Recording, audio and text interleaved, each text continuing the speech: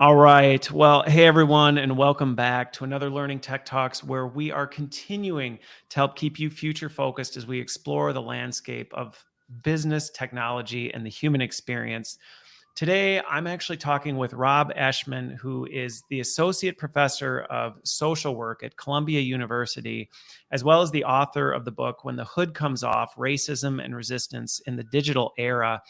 And we're going to be talking about how technology is changing the experience with racism, which is a really important conversation as we think about what does that actually look like and how is it changing as technology is evolving, as well as how is that evolving in the national conversation that we're having. So I'm really looking forward to the conversation. I think it's a very timely one and one I've been waiting for quite some time, Rob. So thanks so much for making the time and joining me. Oh, of course. Thanks for having me. I'm really looking forward to, us being able to have this conversation. Yeah. And I forget. So I should know this. You would think I would just know this off the top of my head. But where is Columbia University?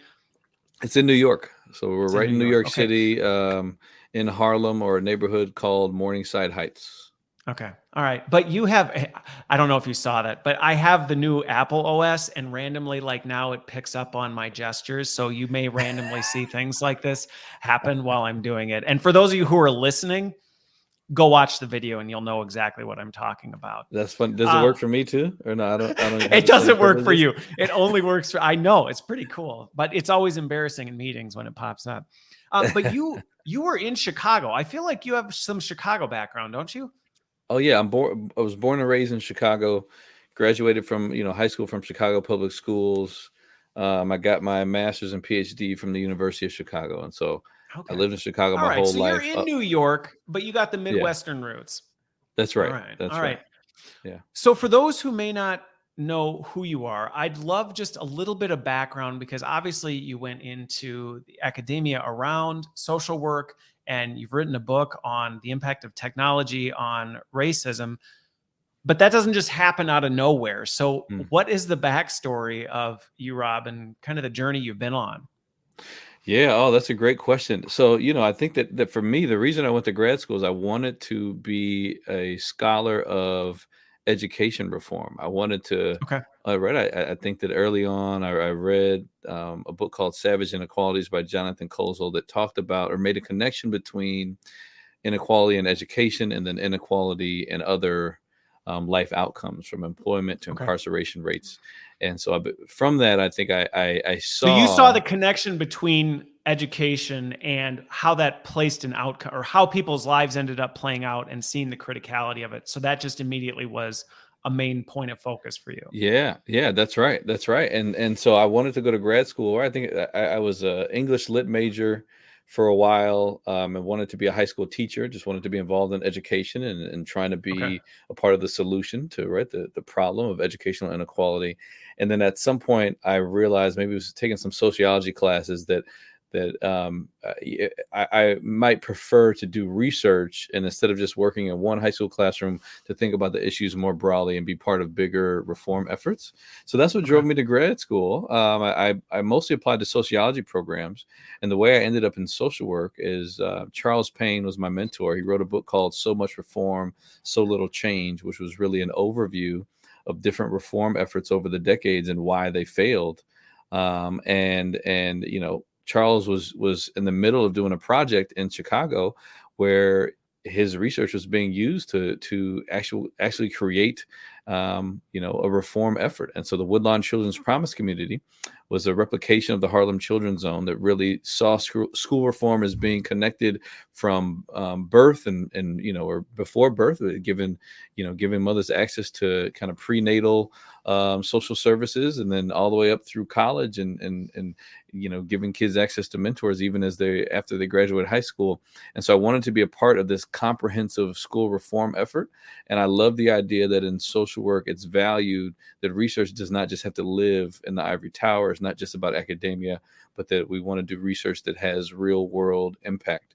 And so I wanted Okay. to be a part of that project, and that's what brought me to UChicago in the School of Social Work. And since then, I've really developed an identity as a social worker, and I love the discipline. So for me, so to answer your question, right? So I came to grad school in order to understand, educational inequality, which is one form, right, of And it racial sounds like it inequality. also was rooted in a desire to do something bigger than, I mean, obviously to me, there's still value in, absolutely. I mean, I have an education background, and mad props to all the teachers who are in the trenches going, I want to be a part of the solution in that capacity. Mad Hmm. props to them. I think it's a huge calling. But for you, you said, I love this, but I want to do more. Is that really that driving factor? That's right. That's right. I Okay. wanted to be I wanted to understand the problem more, and I wanted to be a part of the solution. And for me, being a part of the solution and finding the right solution needed to be, needed to start with kind of having a more complex understanding of the problem. Okay. And so, right, really, education inequality is one form of anti-Black oppression, and that's something that I see all of my work as being about understanding and highlighting the mechanisms of racism and then figuring out how to fix those things. And so, that's why I'm in grad school. But my Okay. first semester, first quarter in grad school, I took a class on racism. And one of the books we read was Eduardo Bonilla Silva's Racism Without Racists. And it's about colorblind racism and the way that racism has become more subtle since the ending of Jim Crow, or since the classic Okay. years of the civil rights movement, right? That whereas racism was the law of the land, people were open about their racism before the civil rights movement. Nowadays, it's illegal to discriminate, and racism tends to be more subtle. Okay. And I think that it's a great framework for understanding how in most mainstream spaces, the expressions of racism have changed, that we experience Okay. explicitly racist things much less often. Things like microaggressions or racial slights are more the common way that we experience racism on a daily basis, right? But So is unpacking kind of that macro shift societally about how that has changed? Exactly, right? It's a great book I still reference, but I remember reading it and thinking, huh, this is a little bit different than how I have experienced racism online. Right. And I I opened my book talking about the first time that I was called the N-word was when just playing video games online.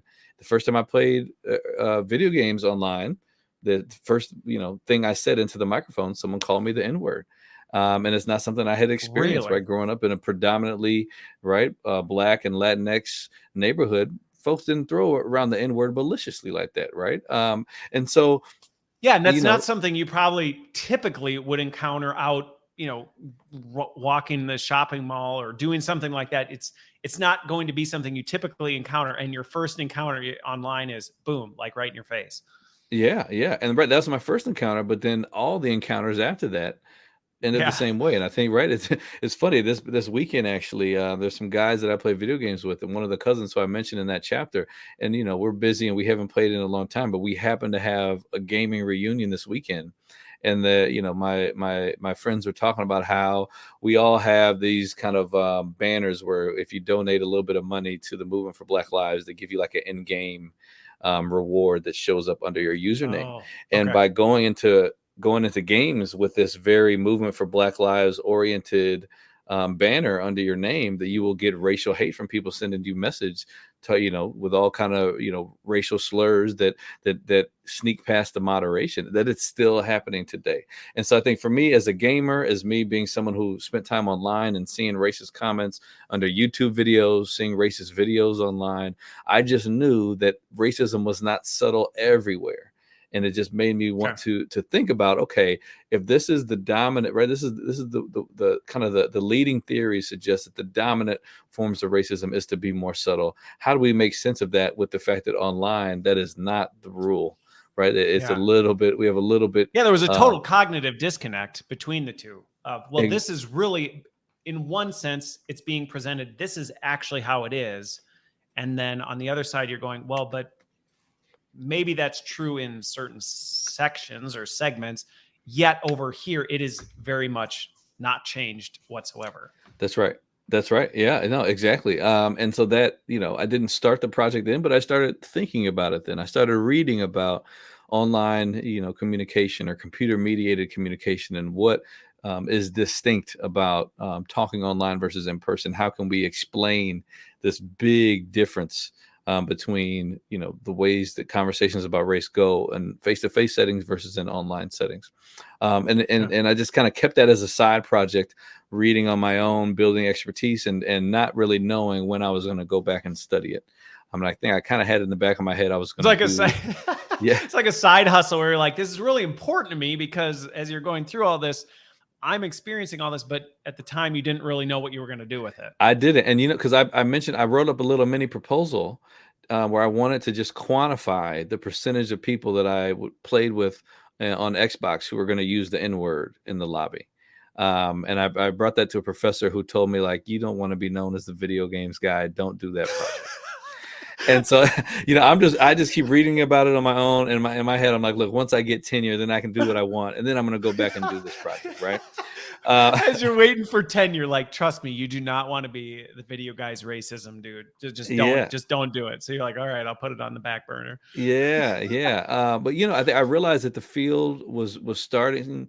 Yeah, so I think the question was ahead of where my field was at that time. But I Yeah. realized that field was starting to accept research like that when I got involved with a project where we looked at the effects of online communication on community violence, and that work was really well received. And that just kind of inspired me that no, now is the time that people are beginning to recognize that if you're concerned with young people, you have to understand their Yeah. the role that technology plays in their lives. And I think that is something that is almost universally understood now, that in any study, even if it's not tech focused, you have to have a question at least where you're talking to youth about their experiences online and how it intersects with the other questions that you're asking. And so I think that gave me confidence to be able to Okay. begin this study. And then where the study actually began, right, this is 8 years. I have interviews with 85 students in 5 different cities: Los Angeles, Chicago, An Atlanta, 8-year New study. York, Boston. Yeah. And right, it took me a long time, but the project started when there was a campus where there was a website that allowed students to post anonymous comments in order to generate conversations about issues that they may not feel comfortable discussing in their everyday lives. And Okay. so it's supposed to be, right, not a racist place, but just a place for open discussion. But it turned into some place that just had the reputation of being horribly racist and homophobic. And that's how students talked about it. Those are the messages that were there. And something that was unique about the site, right? I think that unfortunately, we're used to seeing racism in the YouTube comments. We're used to hearing racism when you play video games. But we're not. Yeah, in many ways, it's almost kind of dismiss. My experience, because I grew up around gaming and all this other stuff, was it's almost, and I think this goes back to a point you just brought up, which is there was almost like this view that digital or technological things, it was like a silo. We didn't really think about it as the real world. It's like, yeah, it Mhm. happens over there, but it's not real. It's Exactly. digital. It's some other worldly thing. It's not really part of our human experience. It's this other thing. And to your point, I think it's often it's ignored. Well, we see this in the YouTube comments. That's just what happens in the YouTube comments. Or we see this when you go into Xbox Live and you're doing stuff. And yeah, that's just how it is but we don't recognize it's like, no, that is actually the human experience. That is the real world. And I think there's been greater recognition that those two are integrated. But I would agree. I don't think we're there yet by any means. Yeah. And no, you're exactly right. And the thing that made this website distinct was that you had to be a student in order to post to it. That moderators would anonymize the comments, but you had to be a student to be a part of this conversation. So it meant that instead of these messages just being the backdrop of the internet, like some ugly graffiti on a train, right, that you don't think too much about, it's just there. Yeah. You're realizing, You're like, these are my peers. these are kids in our school that are Exactly. saying and thinking these things. So we can't just kind of dismiss it and go, well, whatever. This is probably some random person somewhere else on the planet. Exactly. And for so for students of color who were having a great time on campus, now they're thinking that, there are some students I interviewed who said that they thought that because everyone was an intellectual at this school, that they were beyond the race problem. And the website was the first time they realized that's not the case. That there are a lot of people here who think as if it were the 1950s.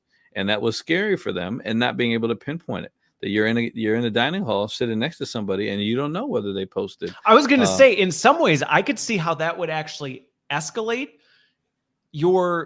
anxiety about it, because now you don't really know who it is. Even, you know, it's here, but because it's completely anonymized, yet not anonymized, because it's a student, you just don't know Mhm. which student, you can't necessarily pinpoint, oh, that's who it is. Like, that's the, you're like, well, it could be anybody everywhere now. Exactly. Exactly. It's not like, oh, this person says problematic things and I don't want to be around them. There's no way of knowing. It could be right that students told me it could have been some of my friends who were happy and nice to my face who went to say these ugly things online and I just didn't know. And that changed the way that they felt about, some interracial friendships or felt about the institution and being a part of the school. And so like that is what really sparked this study was I wanted to talk to people in real life to understand real world. Right at the time, the research I was reading, most of the things that talked about race online only dealt with online data. That they're going Okay. to forums, they're looking at how people use social media or blogs, and I wanted to talk to people in the real world, face to face, about their experiences online and their experiences in person, and really try to understand the differences between how race, affected people's lives in different settings. Well, and it also is interesting as you talk about this, because if the former data that was being looked at was just in the vacuum of, well, that's what the online data is saying, what you're missing from that is, right, but how is that affecting the human experience in that? Like we just talked about, the implications of, you're now a student at this school, and now, I mean, I'm actually curious, as you had some of those conversations, what were some of the interesting findings that came out? Because I can only think psychologically and emotionally how that can affect things, even in terms of when you don't know who it is, that messes with your head big time, in terms of, well, who do I trust? And maybe this person seems really nice over here, but are they really that way? Like, would they be the Yeah. same way if they were anonymized? What are they saying? I mean, that starts to do things with your head. Yeah, yeah. Well, I'll give you three different examples of different Okay. ways that it could influence students. So one is the student who did not realize racism was a big deal. And right at this school, I only talk to students of color. Mm. So right there, I'm talking with Black students, Latinx students, Asian students about their experiences. One would be students were having a great time. Maybe they're in a white fraternity and they don't see racism as being a big problem on campus.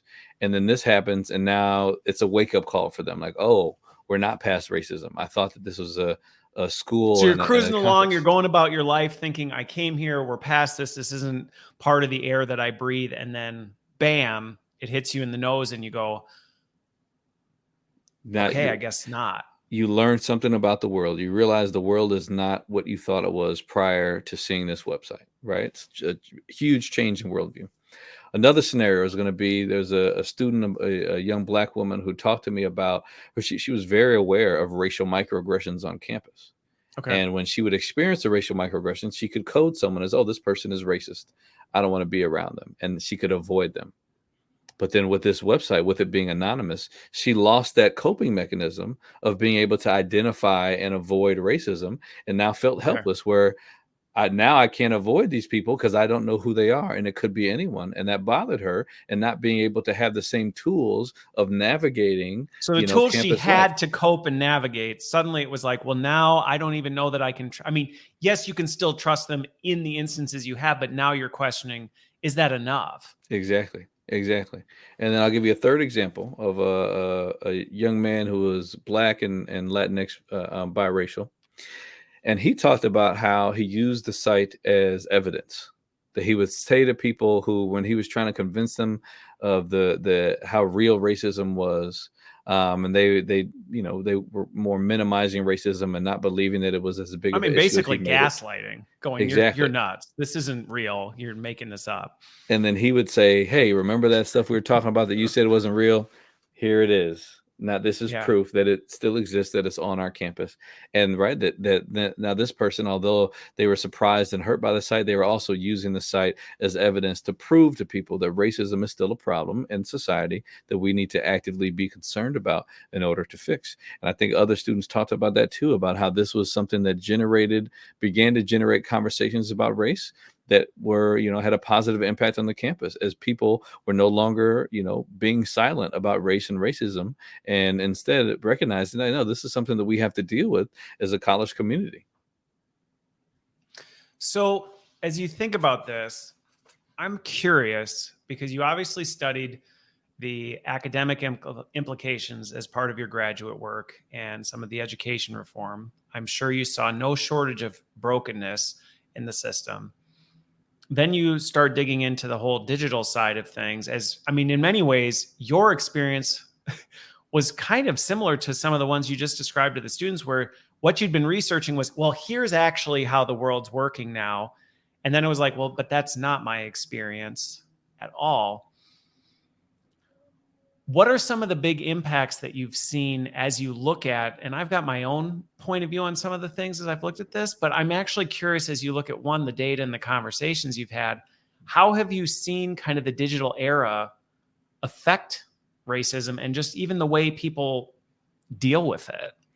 Yeah. I think so. Beyond this, so first of all, I'll say beyond this website, that there are lots of ways that racism unmasks, or excuse me, that technology can unmask racism. And I say unmask, I talk about in the book, I talk about masked racism as being the racism that is hidden or embedded in everyday friendly interactions, policies or laws that are on a surface level race neutral. They're not explicitly racist, but they have a racist effect in that they further racial inequality, and how racism is often masked in those ways that people who don't know how to look past the mask don't see it.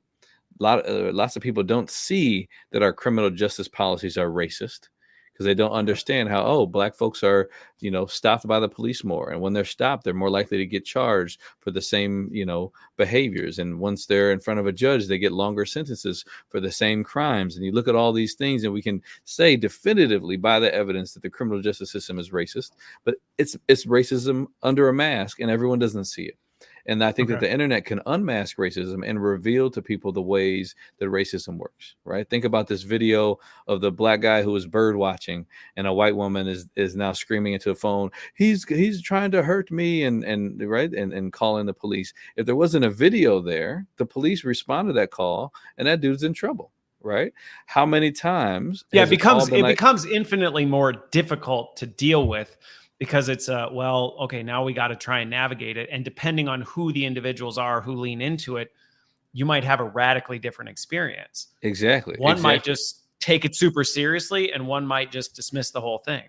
Exactly. Right. And I think, things with police violence, if there wasn't a video, how do white folks know that police violence against Black people happens?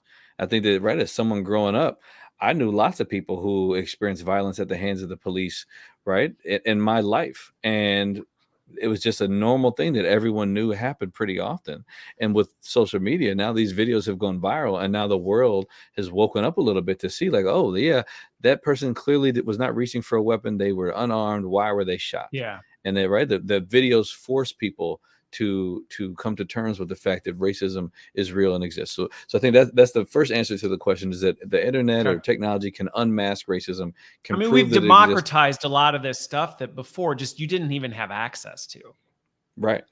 Exactly. Now, on the other side of that, I think that the technology changes how we resist racism. And part of racism being more visible in online spaces, it means it's easier to highlight and to target and to attack. It's easier to talk about. It's easier to prove with the link. And so one of the things I talk about in the book. Yeah. So when somebody goes, that's not true, that doesn't happen, it's like, well, here you go. Here's a link. Exactly. Right. So I'm thinking about the research on racial microaggressions, right? There's been hundreds of papers on experiences with racial slights. The research says that the most common way to respond to racial microaggressions is just to not respond. So most of the time when folks of color experience subtle racial slights, things that question our appearance, our behavior, our criminality, right, or labeling us criminals in public spaces and when we shouldn't be, that these things are normal and happen every day. And most of the time people just don't respond to them. So that means when we don't respond, it's like we're accepting this as being natural, as being normal. And the people who commit microaggressions, whether intentionally or unintentionally, are just going to do it again because they've never been challenged. No one has ever told them that behavior is Nobody's ever problematic. said, "Hey, did you even see what just happened right there?" Exactly, right. And when I talk with students about this, and this is something that was unexpected, I didn't go into the study trying to understand how people responded to racism, but what I found is that students felt more comfortable and were more likely to either see or personally get involved in challenging racism online and through social media than they were in person. That online, when someone makes a racist joke, instead of it just being uncomfortable and you look around and then tell some friends of color later on, like, man, you won't believe what so and so said, that someone always says something to that joke. That I had, right, one black man I talked to gave me an example of a racist joke where a white woman posted online saying, hey, I'm walking behind this black guy on campus, how ironic would it be if I robbed him for his iPhone?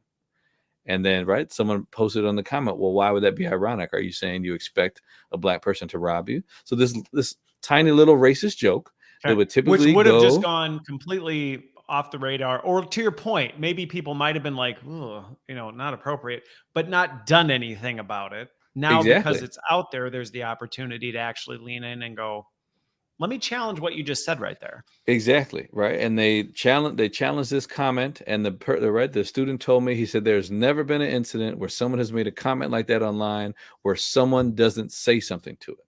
Right? Usually, when Really? we think about Okay. microaggression, one of the reasons why we don't respond, it happens too quickly. We aren't sure of what to say. We aren't sure whether it's racism. Right? We don't want to lose a friend by offending someone or making them think that we're too sensitive or too militant. But online, you're right, that there's less pressure on any one person to respond. That when these comments are happening in public settings, that people who have the time and energy that day to respond can, and everyone doesn't have to, but everyone benefits from witnessing that Right, response, because right? even if one person respond, I think that goes back to how the digital space is changing things. Is now that exposure is so much greater.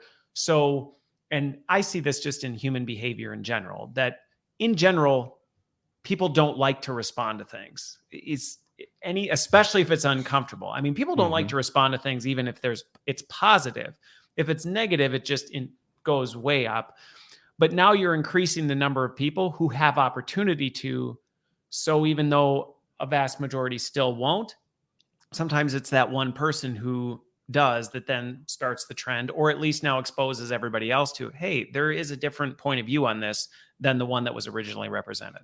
Exactly. And right, so in this example of this white woman making this joke, based on what happened online, a black activist reached out to that person and began meeting with them to help them understand what was problematic about what they said.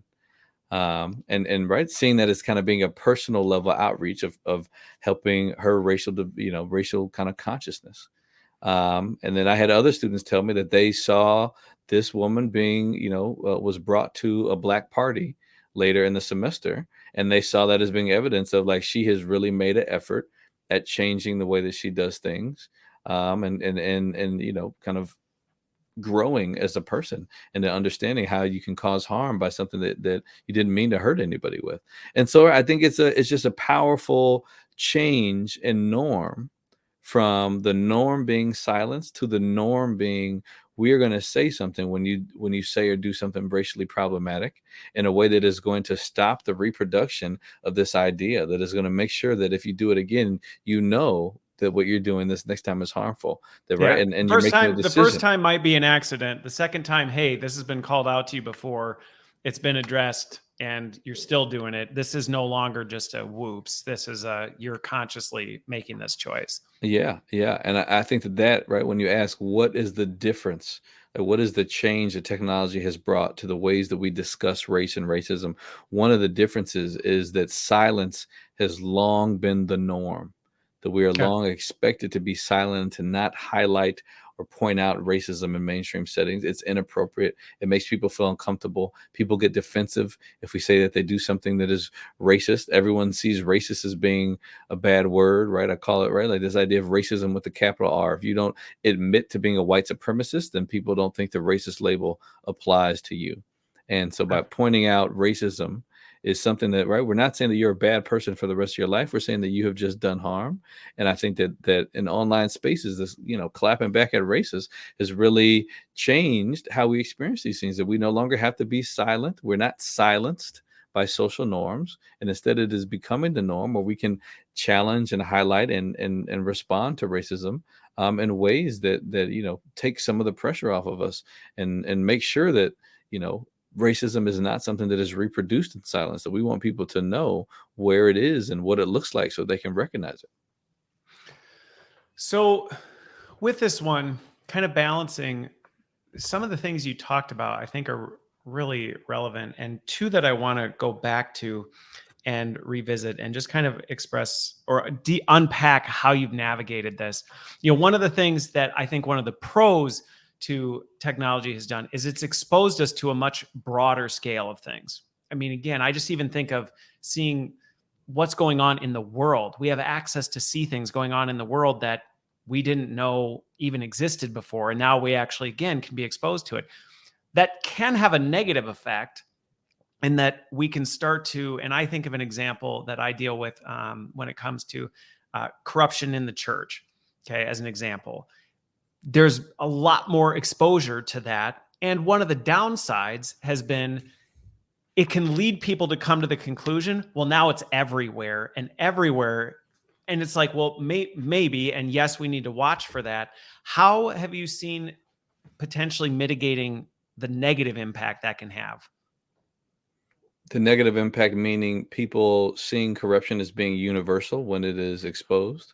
No, not so much in that sense, but that it doesn't have a negative influence on you where you can almost over index on jumping to conclusions. And I see this because there's some personal examples in my life where assumptions, and I think the way you talked about it is a really positive way, where how do you avoid going to that, where it's actually having a human interaction with the person and trying to understand, like, hey, were you aware? Like, what did you do with this? But sometimes that can be difficult in the digital world because it's so ambiguous. They're like, well, I don't really know who that person is, to be able to have that one-on-one conversation. So just to make sure I got you here, it sounds like Yeah, you're saying, how do we make sure that we don't take this too far, correct. and when something comes out, that we vilify someone before all the information is there? Is that right? Yeah, yeah, That exactly. that's a difficult thing. Now, so my take on that is that the norm is for these things to happen in silence, and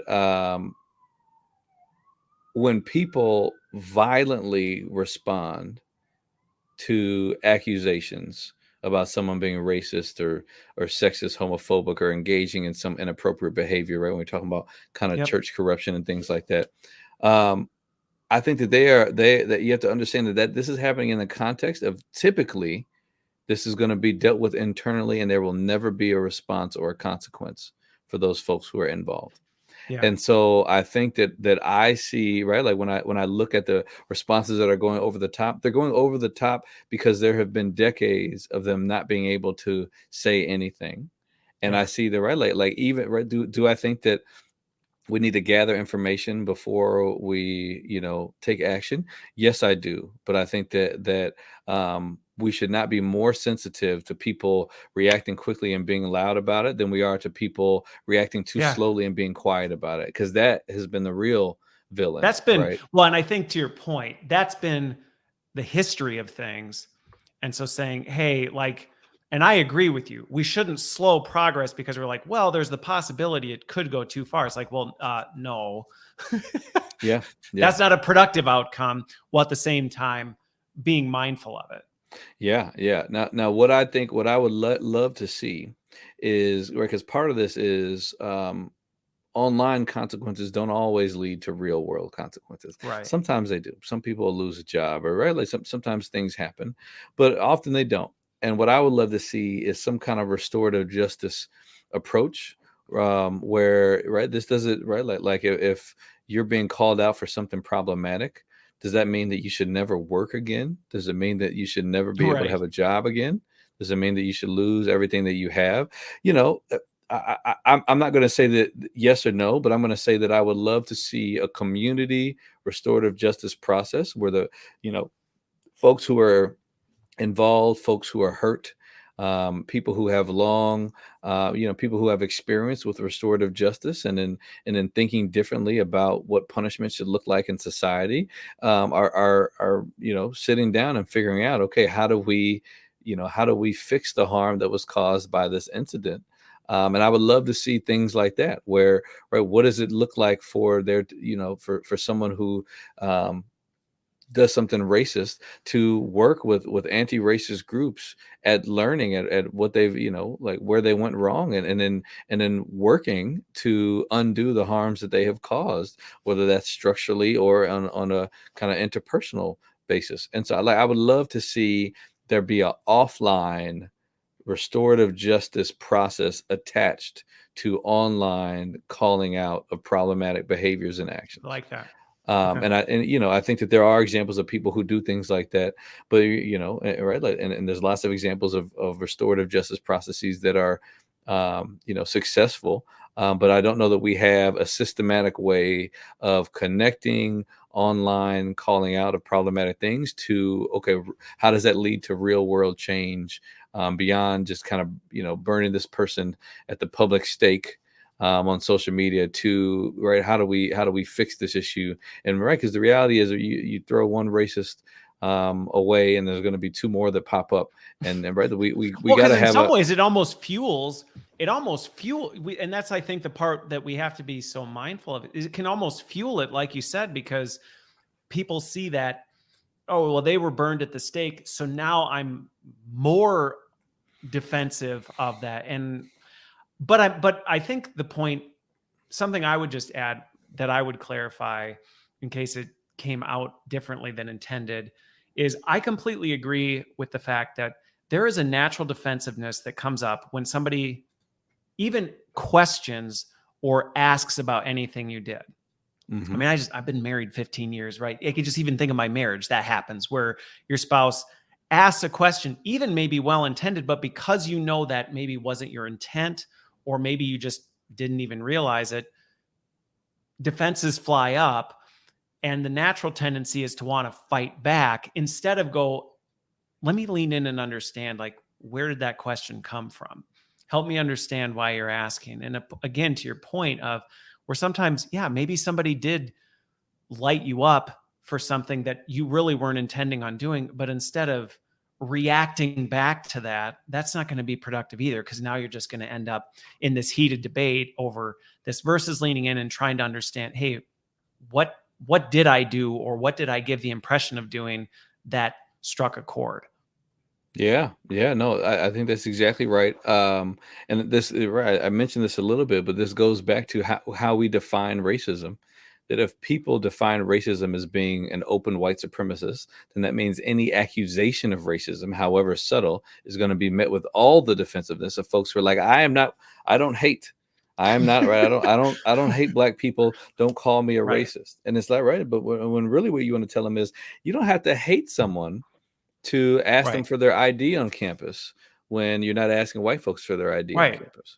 There's no hate behind that action. That is unintentional, like this kind of, you've internalized these racist stereotypes. And right, this is something that we need to unpack and understand how it's causing harm without you hating someone. And so I think Yes. that part of having these conversations is getting people to have a more complex understanding of what racism is. It's not just someone who hates all groups of color.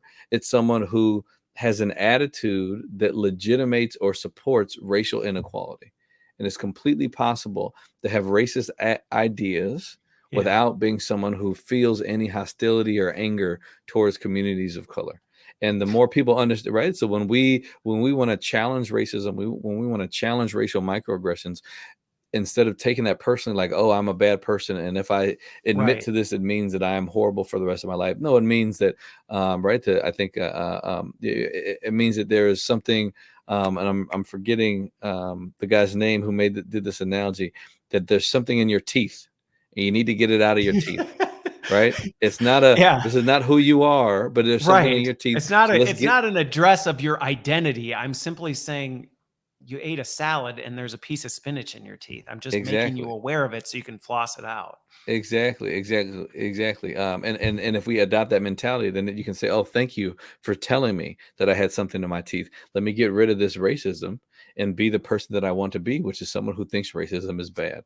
Right. And so that's why this is why unmasking Yeah. racism is so important, that lots and lots of people don't see racism in all the places that it lives. And by showing them where it lives, right, I think we live in a country where most folks in the United States would see racism as being bad. They just don't understand how everyday life, is filled with racism, how everyday laws are filled with racism, how Black folks' lives now are, influenced by racism without it ever, making itself visible. And so, Yeah. Sometimes even into the public eye. exactly, exactly. So, on the technology front, I am curious how you see the shift in technology and really more our adoption of technology. How has that affected what you just talked about right there? Because I think it's a spot on point where, sometimes things have been created and this goes back to, I think sometimes we're talking with two different definitions. And so when you're saying, "Hey, I'm talking about racism," someone else is going, "Oh, I know what that is, and that's this." And so if you're saying that, then you're saying this. It's like we're not even using the same words. How have you seen technology affect that, either positively or negative, in terms of coming to a better understanding that, hey, when we're talking about this, we're talking about, yes, there's times we're talking about these extreme examples, but sometimes we're just talking about you've got a piece of spinach in your teeth Yeah. so that it reduces that flare. That is a great question. So I talked about doing all the interviews for the book. What I also did is I have millions of tweets gathered over, looking at a decade of trends and different, Yeah. word usage on social media. And what I'm trying to do is understand, how has our discussion and our language about race changed over time. Yeah. And one of the things I found that is huge growth in things like structural racism. The more people are Yeah. talking about what it means to structural racism, if you understand that racism is not just one person hating another on an individual level, but it's also the way that our structures, our institutions, our policies are, right, have racist impact, or create racial inequality, then you understand that how racism continues without people hating each other. Right? Things talking about reparation, talking about abolition, that there are lots of things that have become popular through social media, that are, advancing our general understanding of racism. So a term like microaggressions, something that was developed in the 70s by a Black psychiatrist, and then now, right, like, and then over the past couple of decades, Daryl Wing Sue has kind of led bringing it, back to bear through research. But this is a research and scholarly concept that has become a buzzword. Right. I have a paper where I Yep. found that the use of the term microaggressions has increased 8,000% over the last decade. That this is right. More and more people know what microaggressions are, know what subtle racial slights are, largely. And right, that I would argue that a lot of it has to do with how people use these things online. That we're having these discussions and raising awareness. And in my study of the way that people use the term microaggressions online, around 40% of the tweets in the sample that I looked at, were anti-microaggression. They were trying to say microaggressions aren't real and that people are making much ado about nothing. But right, if even the opposition is familiar with the term, that shows that more people are There's becoming greater aware awareness. of this idea that Yeah.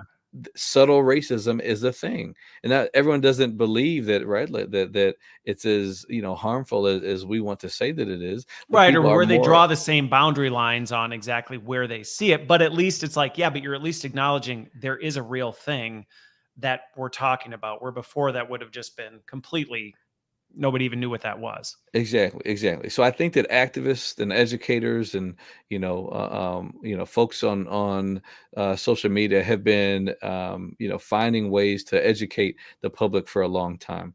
One of my favorite articles, when I was first starting reading about these things, talked about Black bloggers during Hurricane Katrina, and how, as the mainstream news media is talking about Black folks looting stores, that Black bloggers were telling the truth, telling counter narratives about what was happening on the ground. that they're using technology to share information that was not available through the mainstream news, right? Okay.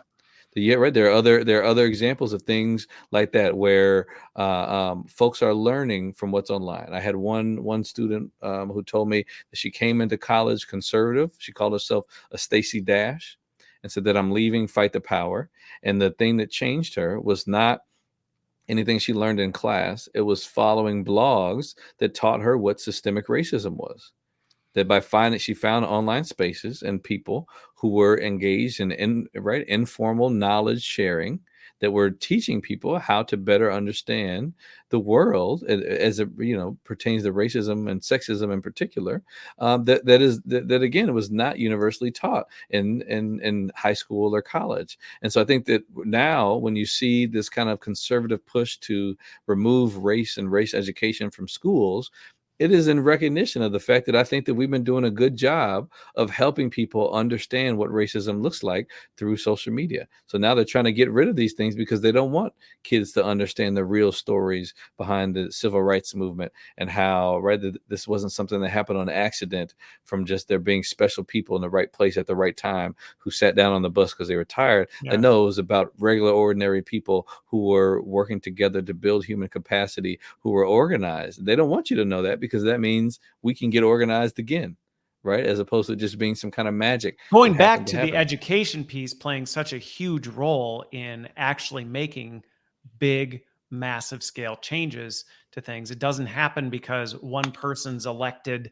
into office. It happens because there's massive scale changes happening by folks, but that requires people to be educated and understand the complexity of what really goes on in all of this, and not an oversimplified straw man. Exactly. And so one of the right, I have a chapter that talks about activism, and online activism. And one of the things I found is that students who spend a lot of time making posts about racial justice issues develop activist identities. And Okay. there's some debate in the research about, is this real activism? Is it something that can actually create change, or are people just talking online but it doesn't affect the real world? Now we know that, so kids who share political information are more likely to vote when they're 18. Okay. So it does have some connection to kind of the traditional measures of political, kind of organizing or outcomes. But apart from that, one of the forms of organizing is transformative mobilization, which means you're trying to change people's minds. You want to expand their imaginations for what kind of a world is possible. And so it's like a form of organizing where you want people to understand what inequality looks like and understand how we can potentially fight it. That is part of what I see happening with online organizing, is that when we see people posting and challenging ideas that we've just taken for granted, it is expanding our capacity to understand oppression and to understand what freedom of oppression might look like. And that's something Yeah. that is happening on social media. So when you say, what are the things that are happening in these changes? Part of the answer is that social media is expanding our national consciousness of racism. It highlights it, it unmasks racism, and it shows us a way forward and how we can get involved and be part of the solution to this problem that before technology, many people did not know was still here. Yeah. Well, and as you're talking about this, I think it goes back to going back to some of these underlying beliefs we still have about technology that I think need to go, which is somehow when you do something with technology, it's not real. And that's kind of a central theme that we've seen throughout our Mm. conversation that I actually think is not a positive thing, because similar to like what you said, you can go, oh, well, they're just posting about it online. That's an armchair quarterback type of a thing. And it's like, well, no, there is actually, that is a real thing that is affecting change. And maybe that individual, that may be the contribution they have to creating greater awareness and something like that. But maybe somebody else who sees and their mind is changed based on what they see, they may actually feel compelled to go do something different type of a thing. And so it's part of the bigger machine. And an area that I get a little feisty about this one is, I see the same thing with human relationships, where people act as though, well, human relationships aren't real if you're not in the same room together, or you've never gotten in the same room. And I'm like, that's not true. You don't understand human dynamics if you think that, well, because it's online, it's fake. It's not a real experience. It's like, no, it is a real experience. But that persistent belief that it's not, actually, many of the themes you talked about today, it can contribute to dismissing some of the stuff that is actually driving real change. Yeah, yeah, exactly. I think that it is important for us to embrace online activism and online organizing. I think it's a powerful tool that has changed, the dynamic of online of activism. But I also think that it's not enough, and I think that we need to Yes. combine online efforts with real world efforts. And so all about bridging this gap, whether real or in our heads, between our online worlds and realities and our face-to-face worlds and realities, and understanding how online communication can be a tool, but is not the only tool that we need to have to create social change. So in terms of, and I agree, I think that's just it. You can't go, well, posting on Facebook is enough. I think there's more to it than that, but I think dismissing that effort as, well, that's irrelevant and doesn't matter, I think is also a mistake. Yeah. But on this one, shoot, I had a question for you now regarding this. What was it? Well, let me ask you this in terms of when it comes to the interpersonal side. Oh, yeah, now I remember what it was. So as you look at some of this, we talked about it earlier, and I appreciated your perspective on this in terms of like, how do we walk this line carefully, recognizing the need to balance and preserve human relationships? What is your assessment on where things are today as you look at this through the digital lens? Is some of the chaos, is some of the tension, is some of the messiness of this part of the natural order of, yeah, we're being exposed to things we haven't been exposed to before. And whenever that happens, it's messy because we're dealing with stuff that we thought, oh, well, that didn't exist. And the first time you have to deal with it, it's not super clear cut how we navigate all this. Is some of what you're seeing with this as we march through the waters we're in right now, the result of, hey, we're crossing bridges we haven't had to cross before, or things we thought were behind us actually aren't behind us, and we're finally recognizing that? Yeah. So I do talk in the book a little bit about Palestine. Okay. To the right, when I discuss, and right, so again, the book came out in May, so this is before what's Yeah. happening now, right? Yeah. But I discuss how Black activists have long faced consequences and repercussions for speaking up in support of Palestine. From Okay. professors being threatened with losing tenure, Angela Davis was given an award that was rescinded. Rappers having their shows canceled when when they said free Palestine, and there have long been consequences for speaking out and saying those things. There's long been one narrative in the media, and that is of Israel being under terrorist attack, right? Okay. And I Yep. think that one thing that happens on social media is that there is a different story being told, which is a story, right? That people, if you just watch the news, you will not know, right? You don't hear the word colonialism, you don't hear the word apartheid. It's just not something that is part of the national consciousness. And I think that one thing I showed is that if you look at the usage of the term Palestine on social media, it exploded a couple years ago. Yeah. And right with and people were posting saying, hey, like they're posting videos from on the ground in Palestine where Palestinian activists are trying to get the word out there, showing like, hey, this is what's happening. They're not showing it on the news, but this is how we're suffering. And people are able to see a different side of this conflict. Yeah. And I think that is right, that when the media only shows one side, then that puts people in a position of not having a full understanding of what's going on. I think right now that you have a combination of, you have images from on the ground in Palestine showing what's happening. I think that maybe those images are going to dry up as folks don't have power and they're cutting off internet. I think I saw that Elon Musk, who said he's going to try to give satellite connection to recognized groups in Palestine. And so there are things that are happening right now that are new. I think one thing that we've seen is that I have friends who, when they were posting about Palestine, posted screenshots of Instagram telling them that they would no longer be allowed to post on that topic.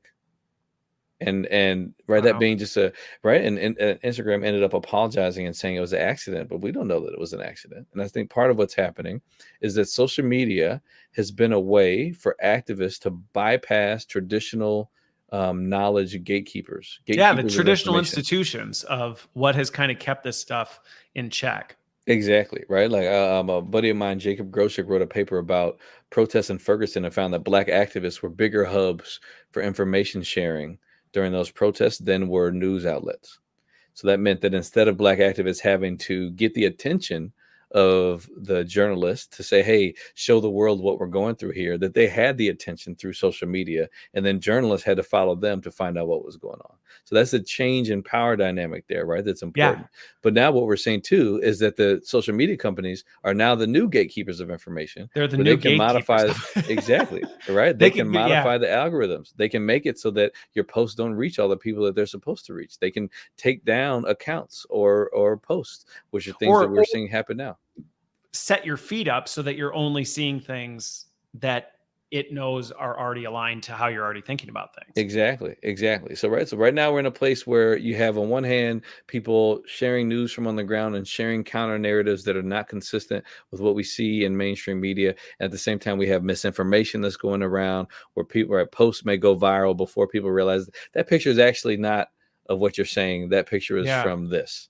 Right. Like I think I saw a post of someone showed like a person in a body bag texting, and they said, oh, this is Palestinians faking death for the media, and it's not really as bad as they say it is. But then someone went and found like that is actually a picture of a kid in Taiwan on Halloween from 2 years ago, and they found the origin, right? So it's like there are things that are happening that are misinformation, and it's difficult for us to process what is real, what is not, what sources can we trust, what sources can we not trust. And I think people are really struggling with that right now. And I think this goes, I actually would love to kind of unpack this a little bit, because to me, this goes back to what I was saying. I think we're in this really transitional phase, which things have shifted. The power dynamics have changed. The way we consume information is different.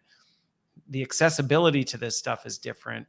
And in many ways, it's really good. In many ways, it's disrupted things, and people are struggling to figure out how to navigate this. And I'm curious if that's one of the things that you're seeing through this, because I think of where we are in the AI age now, where this whole question around what can I trust anymore? And I think back to your very early example of the person who saw the website and it just made them question everything about, well, like, who can I trust now? Because what's on this website, that could be the person I'm sitting next to in class who I think is my best friend, but maybe they're not my best friend. And how technology is now creating this space where it can be, I think, overwhelming for some people to go, I don't know what to believe anymore, because I don't even know if this image is real or if it was generated by AI. And how to navigate that, because what can happen is you can end up going back into your echo chamber of, I just don't know what to do, so I'm just going to sit back and not lean into it, which is, I actually think, the worst thing that we can do. Yeah. No, it's tough. I think that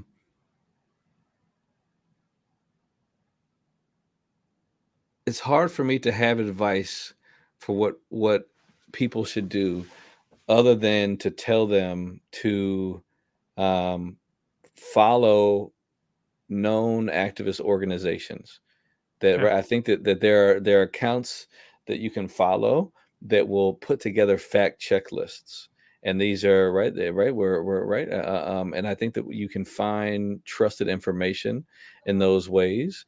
I think in terms of echo chambers, I've had some personal, kind of one-on-one conversations with folks based on things that they post, where I just want to kind of understand how they see the issue. Right, I think that this is a tough time. I think people are really invested in their opinions right now, and in a way that is somewhat baffling for me. But I think that where this is a incident, or this is a situation where both sides are convinced that the other side is manufacturing lies that are tricking people. Yeah. And this is something that is influenced by generations of misinformation, or strategically redacted information, where not everyone has a full understanding of what's happening. I don't think that you know I think that social media has an important role in telling the counter narrative. Yeah. But I think that it's bigger than that, right? That there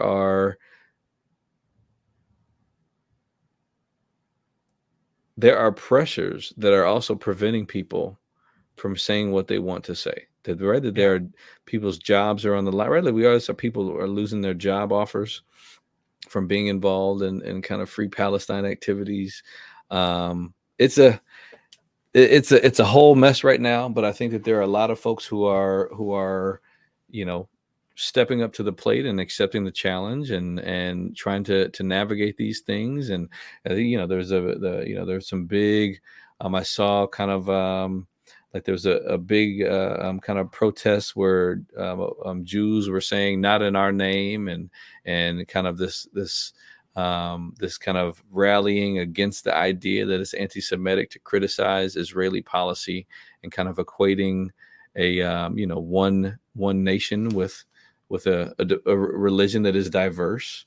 So I think that there's a lot that's going on right now. It's difficult to navigate, but I think that we are seeing what we would have expected to see, which is people using social media to tell sides of a story Stories. that are not heard from mainstream media.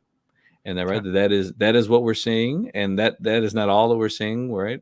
And it's not as simple as that, but then that is what's happening, and that is, I think, part of the story of how folks have used social media to challenge racism and oppression, is that they're saying things that you're not supposed to say from an institutional kind of mainstream gatekeeper Yeah. perspective.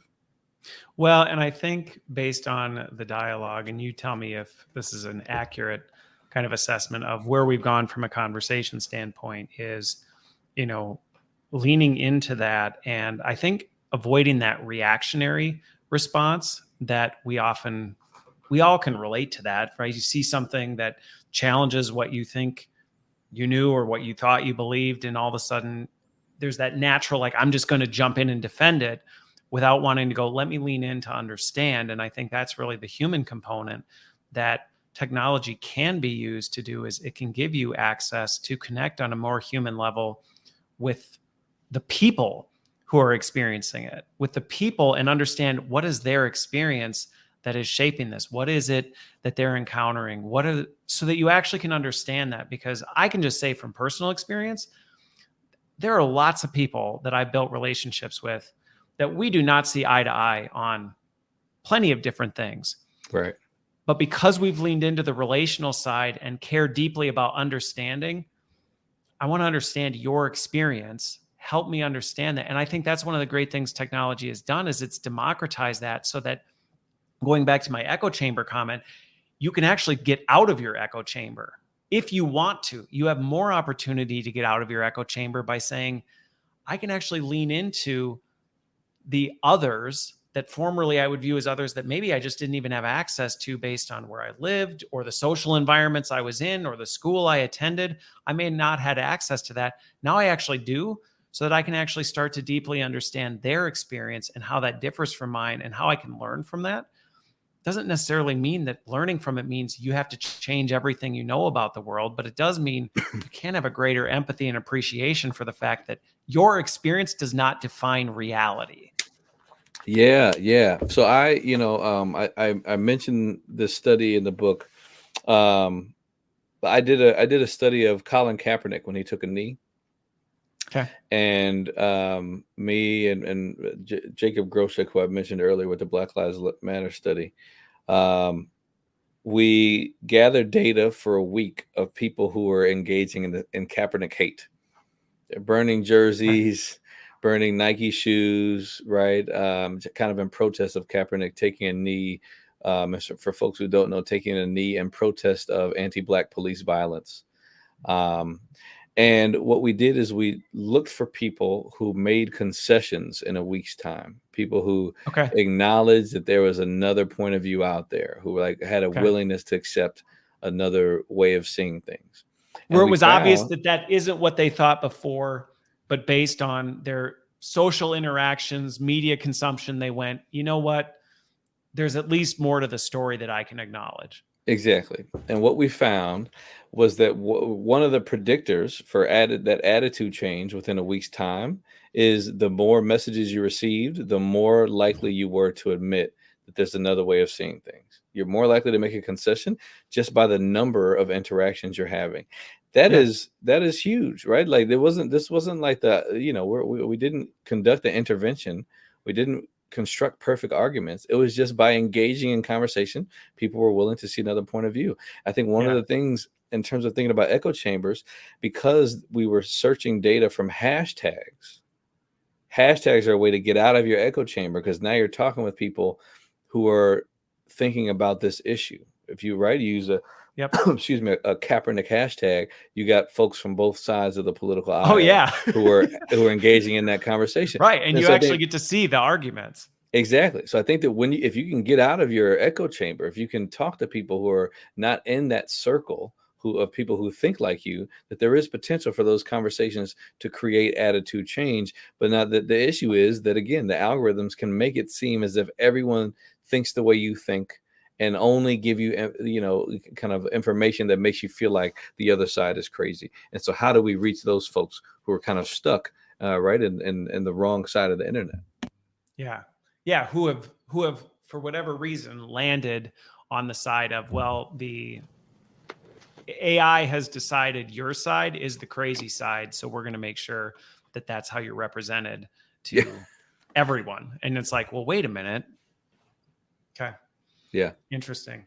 I think it's just, to me, it's one of these areas that well, I'm curious if you have a take on this, but I've struggled. I've never understood with, again, what we talked about here is this leaning into both sides is actually very healthy and productive, just based on what it sounds like, the data that you showed, where it's like when people are exposed to this, it actually helps them better understand and challenge their own assumptions and come to this.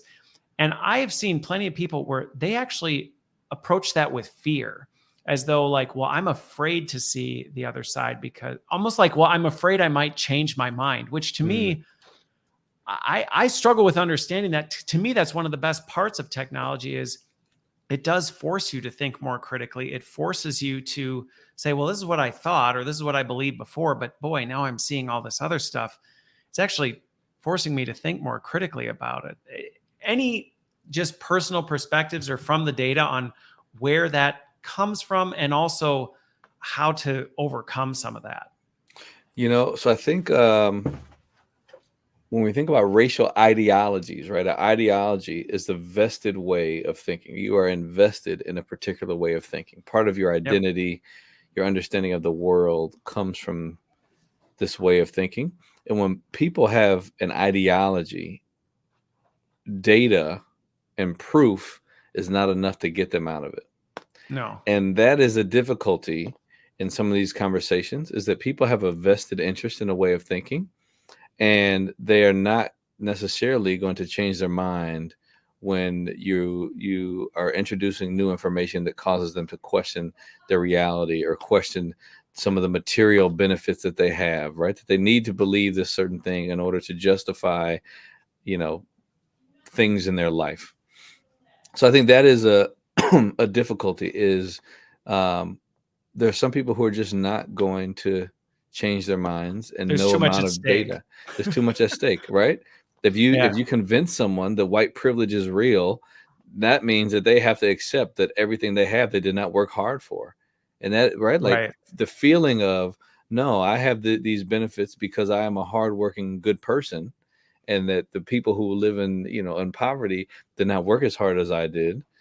If you break that down, then that means that they are now going to have a loss of a sense of self that they're going to, right? And that can be Yeah. something It that is hard challenges for your own people. personal identity, which I think can be terrifying for people. Exactly, right. And I think that that is something that is difficult for people to learn, right?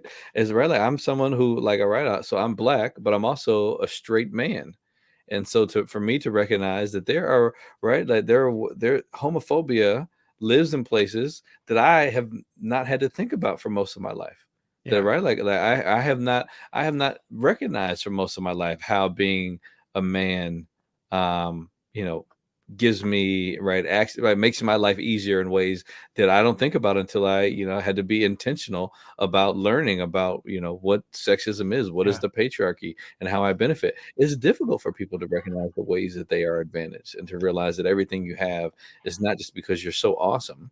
It's also in part because of these kind of systems of oppression, and that if you are on the dominant side, that right, that gives you benefits you didn't earn. So it's tough. It's tough, and I think Yeah.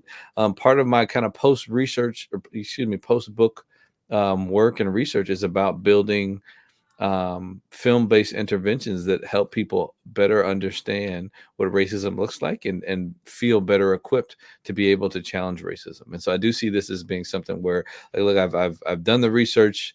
Right, if you read When the Hood Comes Off, there's a lot more information about the things that we've been talking about. But then, what I'm also trying to do is do the work to put tools out there that can help people better understand these things, and become part of the solution instead of being part of the problem. Well, and as we kind of wrap this up, I think it's a great point to land on as we kind of wrap this, is the fact that, again, the technology and everything we've discussed so far is it's opening up new and different channels to give people exposure to some of this stuff, which I get it can be frightening, sure, but I mean, you don't get in shape by not working out as much as you'd like to, by going, I really want to be in shape. I just really don't ever want to lift a weight. It's like, well, you kind of have to do the hard work with that. But I think what technology does is it opens up new channels and new avenues for people to expose that, where historically it was like, well, you only had these channels and that was it. And if you didn't have exposure to that, there was no way to ever grow. And I think the democratization of that is huge, even though it can be very messy. And I think we've unpacked some of the messiness of it, while at the same time saying, but we shouldn't be afraid of that. That's right.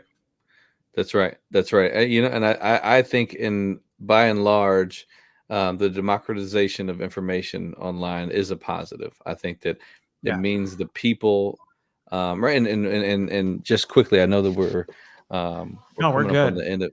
Oh, we're good. Okay, good. So, right, I will say that one of the things I talk about in the book is the difference in how activists have to think about the media. That during the civil rights movement, activists had to strategize, how do we get the media's attention on our protest? That there was one of the strategies for Yeah. nonviolent protest was this belief that people are good. That if you show people the ugliness of racism, they're going to be on your side and want to take down racism.